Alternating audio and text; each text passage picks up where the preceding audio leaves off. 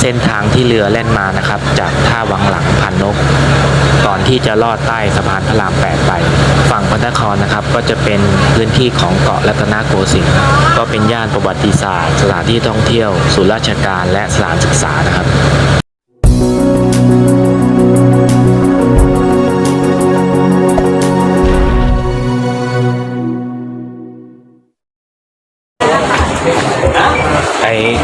สะพานพระราม 7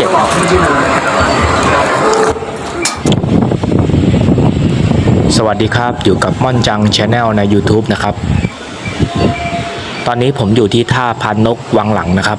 ผมกำลังจะนั่งเรือด่วนเจ้าพระยานะครับซึ่งเป็นธงส้มครับต้องสังเกตธงสีของเรือให้ดีๆนะครับเรือกำลังมาพอดีครับเรือธงส้มลำนี้นะครับวิ่งมาจากท่าวัดลาดสิงขรปลายทางที่ท่าน้ำนนท์ครับวิ่งวันจันทร์ถึงวันอาทิตย์เลยครับตลอดสาย16 บาทครับ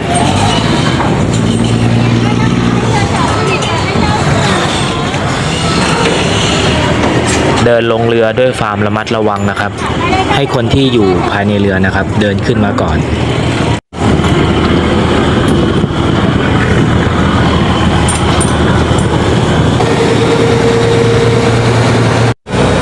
ตอนนี้เรือกำลังแล่นออกจากท่าพานนกวังหลัง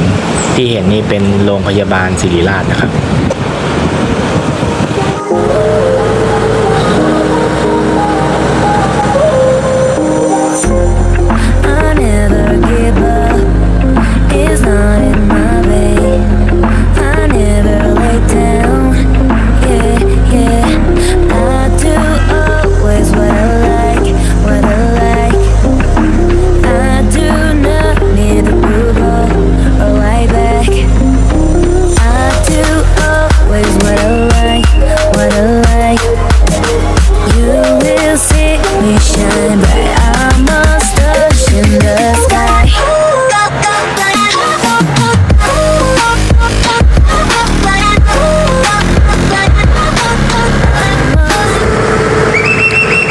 จะเป็นท่าปิ่นเกล้านะครับ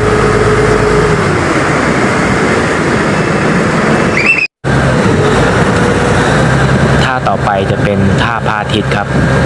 เป็นย่านท่องเที่ยวทั้งกลางวันและกลางคืนครับใครที่ชอบบรรยากาศแสงสีเสียงยามราตรีก็มีถนนข้าวสารซึ่งเป็นที่นิยมของชาวไทยและชาวต่างชาติครับท่าต่อไปเทเวศนะครับทีแรกผมจะลงท่าพระราม 7ผมเปลี่ยนใจลงท่าเทเวศครับ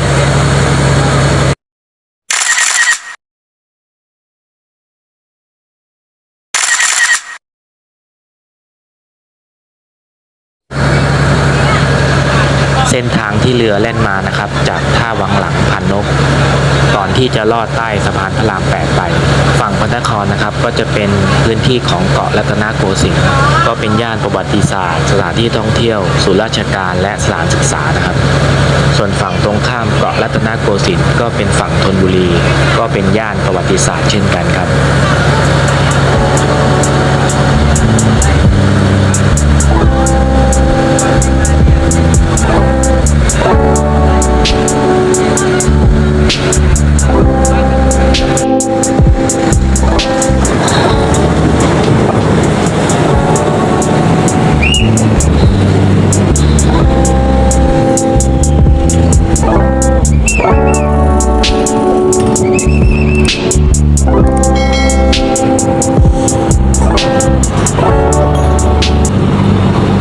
แล้วพบกันใหม่ครับกับม่อนจัง Channel ใน YouTube